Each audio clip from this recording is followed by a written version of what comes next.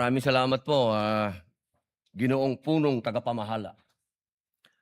Mga mahal kong kasama, sa loob po ng 4 na taon na ako po ay ibinoto ng ating mga kababayan at nagsilbing senador, ako po ay naging tagapangulo ng komite ng Constitutional Amendments.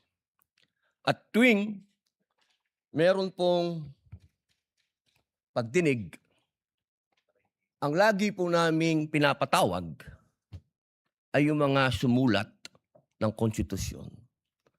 Bilang sila po ang nakakaalam kung ano ang puso, ang diwa ng konstitusyon.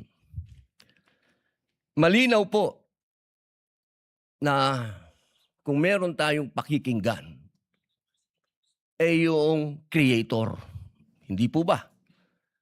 Tayo naman po lahat ay naniniwala sa Panginoong Diyos, kaya tayo po ay naniniwala sa salitang creator, tagapaglikha. At ang lumikha po ng konstitusyon ay itong mga taong nabanggit sa ipinamahagi ng ating mahal na Senadora Cayetano. Malinaw po dito. Nasabi na po sa English ito. Mainam po ay sabihin po natin sa Tagalog upang mas maintindihan po ng ating mga kababayan.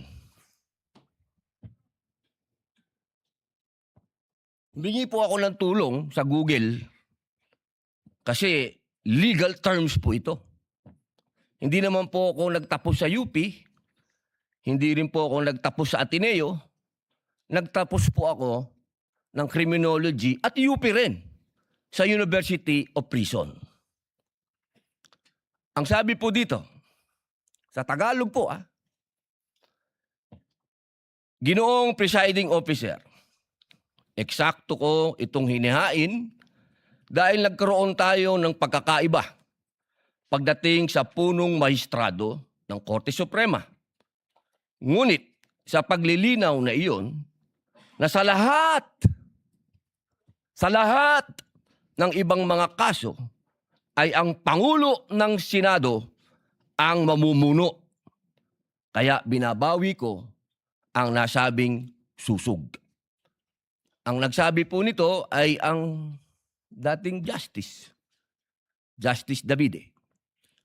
Ngayon, mga mahal kong kasama, at sa ating po mga taga-subaybay, ang batas po ay precise.